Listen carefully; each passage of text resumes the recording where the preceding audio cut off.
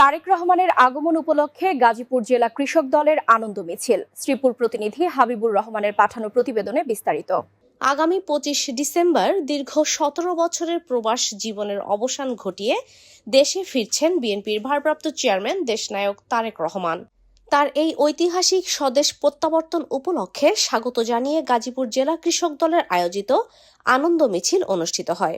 বাংলাদেশের কোটি কোটি মানুষের আশা আকাঙ্ক্ষার প্রতীক জননেতা তারেক রহমান আমাদের মধ্যে আসছেন। প্রিয় ভাইরা আমার, এই প্রত্যাবর্তনকে, এই শুভ আগমনকে আমরা স্মরণীয় করে রাখতে, ইতিহাসের পাতায় করে রাখতে আমরা সকলে যার যার অবস্থান থেকে বৃহস্পতিবার ভোর থেকে আমরা ঢাকা এয়ারপোর্ট থেকে আমরা খিলক্ষেত পর্যন্ত জাতীয়তাবাদী কৃষক দলের সকল স্তরের নেতৃবৃন্দকে উপস্থিত হয়ে অবস্থান করেন আমাদের নেতাকে স্বাগতম জানানোর আহ্বান জানিয়ে ২৩ ডিসেম্বর মঙ্গলবার বিকেলে শ্রীপুর ট্যাংরা রাস্তার মোড় থেকে আনন্দ ও শুভেচ্ছা মিছিল শুরু হয়ে পৌর শহরের প্রধান সড়ক প্রদক্ষিণ করে রেলওয়ে ময়দানে গিয়ে শেষ হয়। পরে এক সংক্ষিপ্ত পথসভা অনুষ্ঠিত হয়েছে।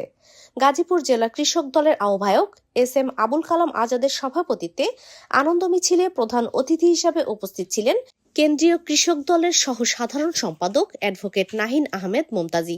গাজীপুর জেলা কৃষক দলের সদস্য সচিব ফকির ইস্কান্দার আলম জানুর সঞ্চালনায় এ সময় আনন্দ মিছিলে আরও উপস্থিত ছিলেন কৃষক দলের কেন্দ্রীয় কমিটির সদস্য আব্দুল হান্নান মিয়া, শ্রীপুর উপজেলা কৃষক দলের আহ্বায়ক ডাক্তার মোজাহিদুল কবির, শ্রীপুর পৌর কৃষক দলের আহ্বায়ক শাহজাহান মিয়া, কৃষক দলনেতা ফোরকানুল ইসলাম, আসাদুজ্জামান হারুন, আমিনুল ইসলাম, হুমায়ুন কবির, রাহাত হাসান জুয়েল, শাহরিয়ার জিয়া, মাসুদ রানা, শামসুদ্দিন কবির মণ্ডল, আনোয়ার সরকার, শহীদুল্লাহ, মুজিবুর রহমান, আতিক প্রধান, রায়হান, রাসেল আহমেদ সহ কৃষক দলের বিভিন্ন ইউনিটের কয়েক হাজার নেতা কর্মীরা আনন্দ মিছিলে অংশ নেন।